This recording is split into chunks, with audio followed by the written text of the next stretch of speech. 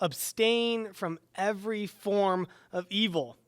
Do not be conformed to this world, but be transformed by the renewal of your mind, that by testing you may discern what is the will of God, what is good and acceptable and perfect. These are just a couple of verses used against those who participate in the Halloween activities and festivities, but mostly we hear evil.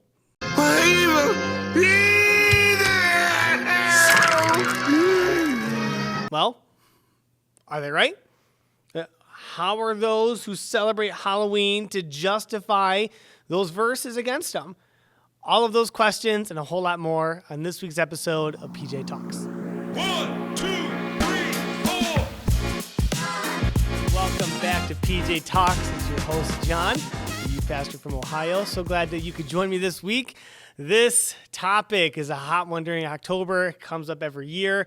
Every year, I see a lot of frustration from both sides. Some are right, some are wrong. I understand both sides. That's kind of what we're diving into today. So we're going to be looking at every argument I've heard about Halloween, seeing if it has grounds in Scripture, and either accepting it or debunking it. So the first one, let's dive right into it, is the argument of Halloween has evil pagan roots. Christians shouldn't touch it. So this one, their argument is Halloween's origins and Samhain and pagan rituals make it inherently evil and off limits to Christians. I get it. That makes sense, but I look at Acts chapter 10, verse 15. It says, and the voice came to him again a second time, saying, what God has made clean, do not call common. And we've seen 1 Corinthians 8:4 says, therefore, as to the eating of food offered to idols, we know that an idol has no real existence, and that there is no God but one. You see, the origins of something don't define its current purpose. I'm going to say that again. The origins of something do not define the current purpose. Okay, many of our holidays, including Christmas and Easter, were once tied to pagan customs, but have been redeemed to glorify Christ. Okay, we read in 1 Corinthians 8:4, we saw that Paul teaches that idols have no real power. In the Corinth church, they would take meat, not the church, but in the Corinth culture, they would take meat and offer it to idols, and then those priests or whoever would take that meat and sell it at the market. And then we had Christians who would buy that meat, and some other Christians were saying, well, how could you buy that meat? That meat was offered to idols. Like, that's tainted, that's evil. That is, that just looks bad. And the Apostle Paul is like, the idols are fake. You know that there's only one true God, so you can eat the meat. It's just fine to do it. Again, the origins don't matter. It's the heart of the worshiper that determines whether something honors or dishonors God. You see, Christians have the opportunity to redeem cultural events such as Halloween and shine light in dark places. So the argument of Halloween is evil pagan roots. Okay, so do a lot of events that we do. Okay, you cannot base it off the roots of it. It has been redeemed. Believe it or not, you yourself have evil roots. You were born a sinner. All of us were born sinners. Okay, luckily we have been redeemed by God. And the second argument is we should abstain from every appearance of evil. You see, this one, it trips a lot of people up because it uses Scripture. We see in 1 Thessalonians 5:22, abstain from every form of evil.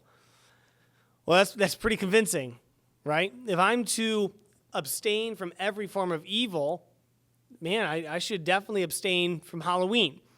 But participating in Halloween, even a little, appears evil and therefore violates 1 Thessalonians 5:22. But if you do a little bit deeper research, if you do a little bit deeper study, we see that the Greek word of form there, when it says abstain from every form of evil, in I think that's ESV, in KJV it says abstain from the appearance of evil. Okay, that word appearance, that word form, is eidous, E-I-D-O-U-S. And it refers to actual types of evil, not anything someone might perceive as evil. It means the actual conduct of evil. You see, this verse means to avoid actual sin, not innocent cultural practices that could be used for good. Jesus himself was actually accused of appearing evil. Okay, he was eating with sinners. We see that in Mark chapter 2. He was eating with sinners. In fact, he was called a wine bibber, right? A drunk, someone that hangs out. And then we see him healing on the Sabbath, and yet he was called that he was appearing evil because he hung out with sinners, and yet he was doing good. You see, we should be cautious not to confuse the appearance of evil with what looks bad to someone else. The real test is whether our actions glorify God and avoid true sin. I'm going to leave that there. Okay, number 3, Halloween glorifies death and darkness. Christians should have no part in it. Okay, again, that kind of makes sense. The argument here is that the themes of Halloween, the death, the ghosts, the skeletons, the darkness, are all contrary to the light of Christ. Yeah, okay, that's a true statement. That is a true statement. But John 1:5 says the light shines in the darkness, and darkness has not overcome it. Romans 12:21 says, do not be overcome by evil, but overcome evil with good. Light doesn't hide from darkness. It confronts it. Christians are called to bring light into darkness. Halloween can be powerful. It can be a powerful opportunity to point to the victory of Christ over death. Rather than glorifying death, believers can use the season to celebrate the resurrection, right? Passing out scripture, inviting neighbors, and showing joy instead of fear. Every year, I love this, we have our kids go out trick-or-treating. We dress them up. I don't have my son dress up as a demon and whatnot. We haven't dressed up like this year. We're doing Mario. Okay, we have Mario, Luigi, and then Princess Peach. And every year we give them a few church invites, and then every house they go to, they give the person handing out candy a church invite, and they get candy.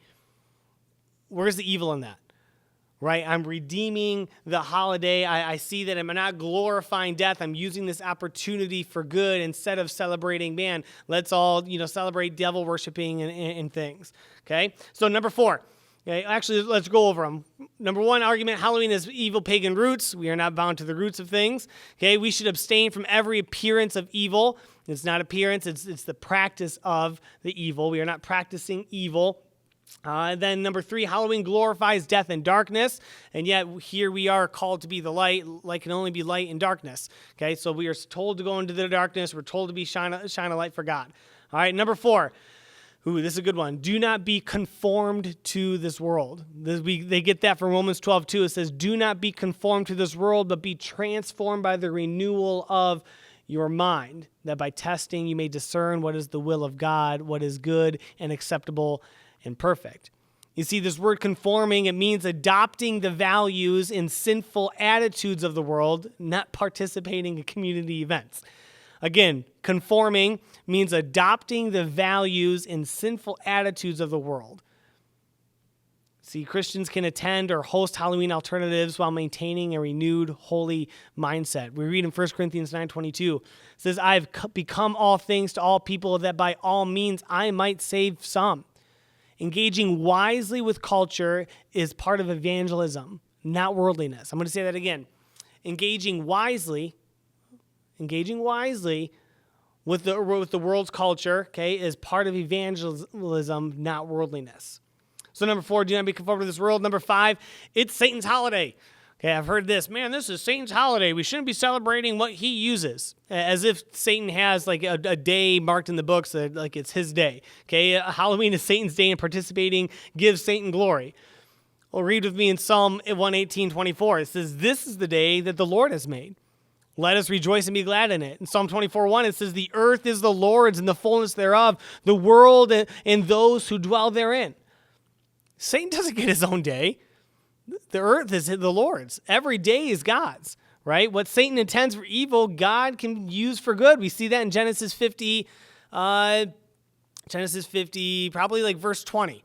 Okay, what Satan meant for evil, God intended for good. Instead of surrendering the day to darkness, Christians should reclaim it for light. Hello, hey, what the world intended for darkness, reclaim it for light. Do that through love, through service, through evangelism, and community presence. Okay, oftentimes I give the argument of like, we don't celebrate Halloween. I don't have my kids participate in it. And I say back, yeah, well, how many people have you witnessed to on Halloween by abstaining from it? See, when I have my little son give out, church invites, when I'm able to have that conversations with fellow adults of what church we go to, and I start engaging in gospel conversations with them, I would not have that if I wasn't out partaking in the cultural norms, right? I'm redeeming the day. I'm glorifying God with it. I'm being a witness in today's culture. Okay, so is Satan's holiday? No, there is no Satan day. All right, the earth is the Lord's. Okay, this is the day the Lord has made. Let us rejoice and be glad in it. Okay, number 6, the Bible forbids witchcraft and sorcery. Okay, Halloween promotes those. Again, this is found in Deuteronomy 18, 10 through 22.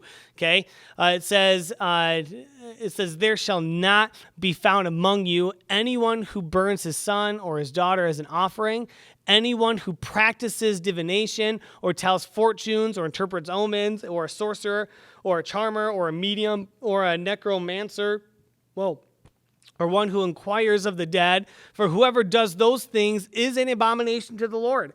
And because of these abominations, the Lord your God is driving them out before you. So we see that God forbids the practice of witchcraft, the practice of it. Again, in verse 10, it says, there shall not be found among you anyone who burns. Oh, hold on. I'm going to slow down for my sister Noelle here. She says I talk too fast. There shall not be found among you anyone who burns his son or his daughter as an offering. Here's the part that I want to highlight. Anyone who practices divination, and then he continues, or tells fortunes, or interprets omens, and he goes on a list. Those who practice those things. God forbids the practice of witchcraft, not the mere mention or symbolic appearance of it. Okay, a child dressed as a pirate or princess isn't practicing sorcery. I know that is an unheard of thing, but my kiddo dressed as Mario is not practicing witchcraft. Okay, and a Christian using the night to share the gospel definitely isn't. They're not using it to share the darkness. They're using it to be a light in the darkness. You see, the heart posture matters. Your heart matters. The way what you intended to do matters. Celebrating darkness is wrong. It is. You cannot celebrate darkness and call it light. Okay, so celebrating darkness is wrong, but confronting it with Christ's light is righteous. Redeem the holiday.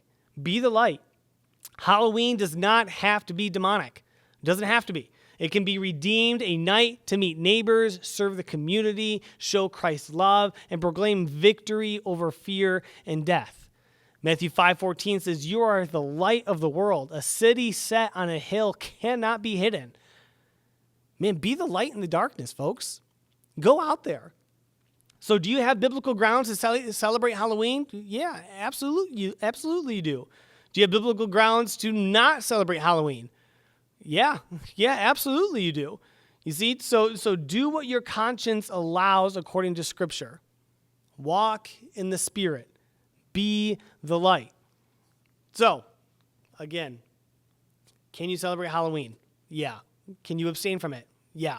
It's all a matter of your heart. What does your conscience tell you? Are you allowed to or are you not allowed to? According to Scripture, there's nothing that I would say says, thou shalt not celebrate Halloween. There is no thou shalt in that area. Use discernment. Why are you celebrating it? How are you celebrating it? Are you able to glorify God in it? That is what matters. So, hey, I tell you what.